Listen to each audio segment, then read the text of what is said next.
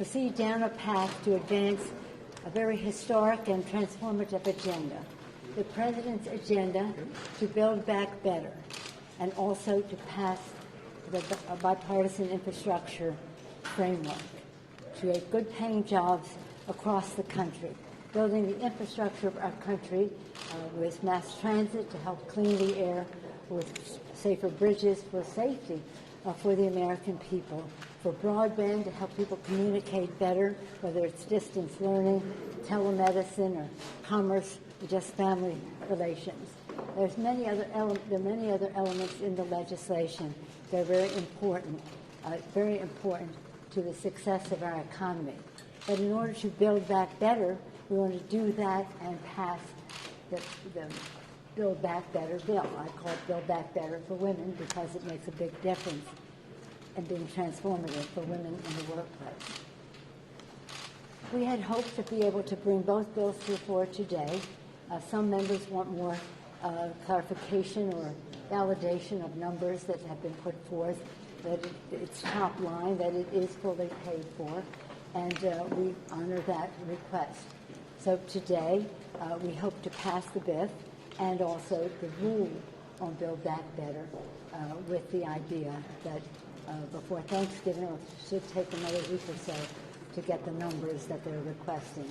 I don't know, that's how long it takes. As we do, then we'll have a Thanksgiving gift for the American people.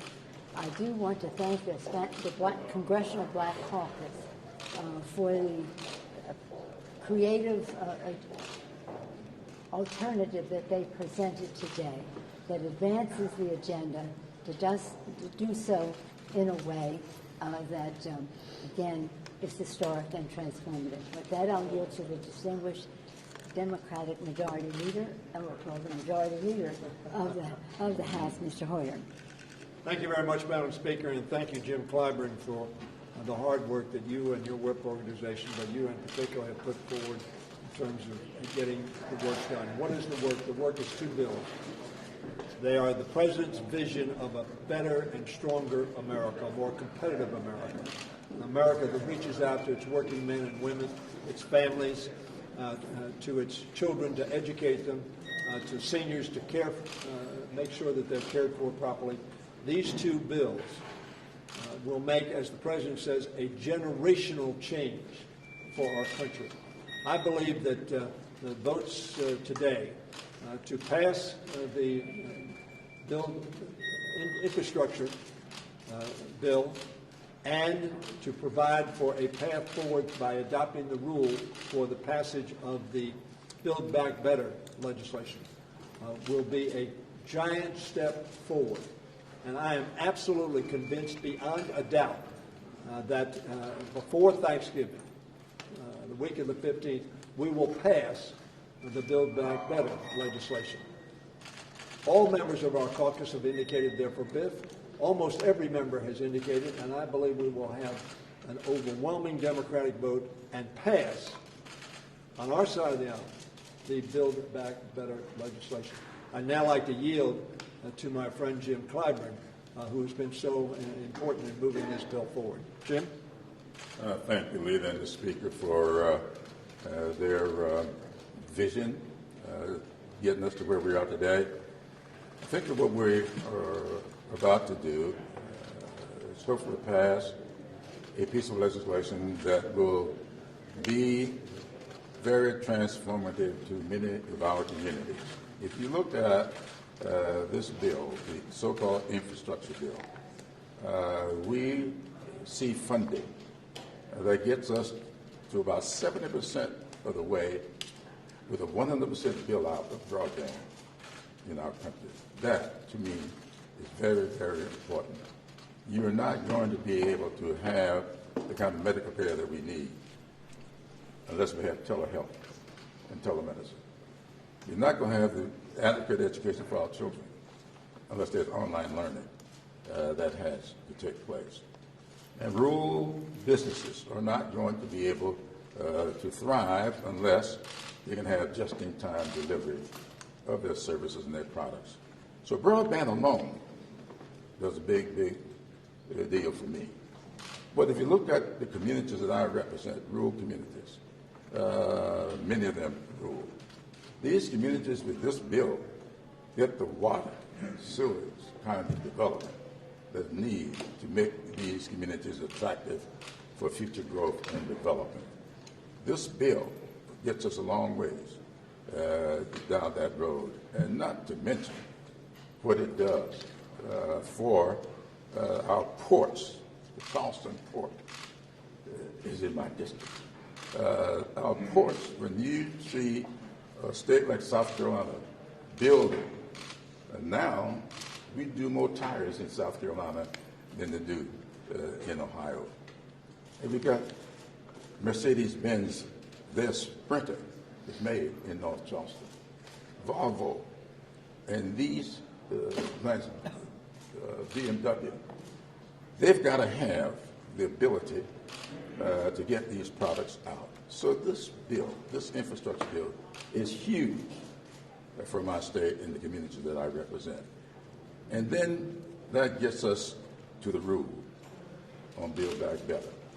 And in Build Back Better, the reason we've got to have that bill is because that's where so much of what we need for families to get to where they need to be, for their communities to get to where they need to be. Just take, for instance, children. In that bill is where we make permanent for another year the tax credits for children, tax reduction, I call it, for families with children. These things are very, very important, not to mention the other parts of the family that are taken care of with that bill. And so when I think of what we've got to do for the cost of pharmaceuticals, I try to use the word pharmaceuticals rather than the drugs. The cost of pharmaceuticals, the cost there, it's in Build Back Better. And so I think that there's strong support, if not unanimous support in our caucus for Build Back Better. And so today, for us to do the infrastructure bill, give the president this bill to sign so that he can keep the job growth that we just heard about this morning moving forward, that is a huge deal for us. And then we'll go on to do the rule so we can go home and await these final numbers coming from wherever they've got to come from and do what we need to do to pass that bill sometime out into the future. And I'll let the Speaker tell us when that'll be. Madam Speaker. Let me just say how important it is to have a rule vote. Once we have the rule vote, we have the path to the floor. And all of our members voting for the rule says that we will pass, as Mr. Hoyer said, we'll pass the bill, and as the distinguished whip said as well. So there's the rule vote. People have to understand this is the threshold. And so we'll cross the threshold that'll take us to that. Republican votes to pass the bipartisan plan. Well, we hope to have as many Democrats as possible to pass the bipartisan plan. Madam Speaker, yes. Madam Speaker, yes. A couple of questions on that. Congresswoman Jayapal came out with a statement indicating that she will not support her caucus, the Progressive Caucus, the infrastructure bill, if it goes without Build Back Better, that she would rather wait until the CBO score comes and that moderates are on board both. Have you spoken to her, and do you have the votes right now for the infrastructure bill? We all speak to each other quite regularly. In fact, it's not a chance to say I spoke once or twice. It's a constant conversation among all of us in our caucus. And the fact is we believe it is necessary to pass the BIF so that these jobs can come online as soon as possible. We have waited a while. We had hoped to pass it sooner, but we can't wait too much later for the legislation. I do believe that there are a large number of members of the Progressive Caucus who will vote for the bill. That is my understanding. I whip the members all the time. I have my own. No, Mr. Clyburn has the official whip count. I have the Speaker's secret whip count. I don't tell anything that people tell me, not even you, my dear good friends. but I have a pretty good feel. So you have 218. Do you have 218 votes to pass it? We'll see, won't we? Speaker Pelosi, Listen. the inability. See, anybody else? Yeah, Speaker Pelosi, your inability Please, okay. But, you know, we've seen this. There's going to be a vote. Okay, there's not going to be a vote. There's going to be a vote. There's not going to be a vote. At a certain point, do you worry that it starts to look like the Democrats can't get out of their own way? No, welcome to my world. This is the Democratic Party. It is, well, Roger said it very well, where he is. And it is a party whose vitality and diversity is something that we all respect and admire. We are not a lockstep party. We are not just speak as one person and nobody else needs to show up.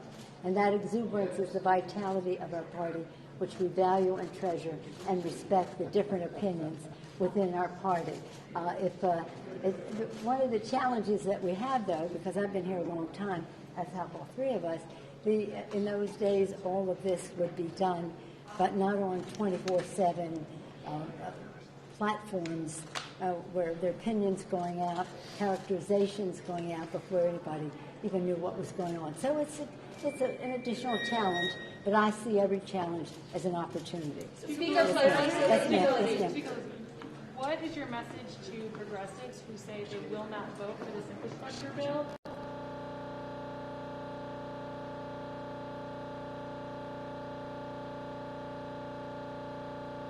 For the reasons that Mr. Hoyer and Mr. Clyburn mentioned, we have to weigh the equities in our vote, each and every one of us. And I hope that it would weigh heavily on them, that American people want to see progress in their communities with job creation. But not only that, what those jobs will create in terms of mass transit to protect the air, water projects to protect the water that their children drink, broadband so that we can have fairness in how people learn and buy and sell and get health care online. The list goes on and on, and it's very important that we pass it. So I hope that they would make a judgment on the merits of the legislation. Speaker Pelosi, the inability of Democrats to pass this today, what does this show to the American people? What inability? The inability to pass the Build Back Better plan. Well, that's it. It's not. We're moving the Build Back Better along. This is the first major step. We have never, with all due respect to your characterization, we're in the best place ever today to be able to go forward. We have not had this level of progress in terms of where we are in Build Back the BIF, bipartisan infrastructure framework, what's called the job creation legislation, and the opportunity to have a path to build back better for women.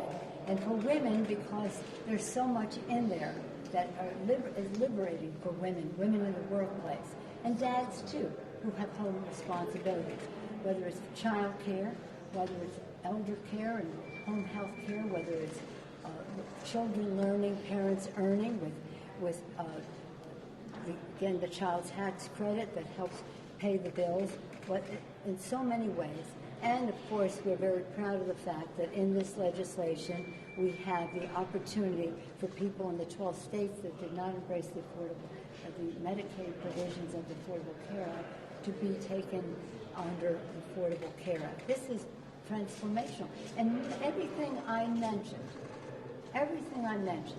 is supported by Senator Manchin and Senator Sinema. Everything that I just mentioned. There's some things that they may add, subtract, or whatever, but over 90% of the bill was built House, Senate, White House. So if there are a couple things at the end that are different, we'll deal with those. But this is, again, transformative, historic, and again, this is two giant steps forward today. But some voters are saying that there is votes that the government, that the Democrats are only going to get. No. Well, watch the vote when it comes up, okay? But some voters think on Tuesday that the Democrats are only going to get. Thank you.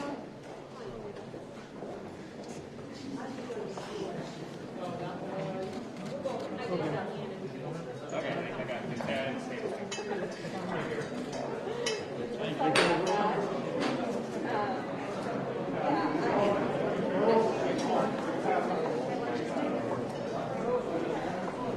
Excuse me, thank you. All that work from somebody.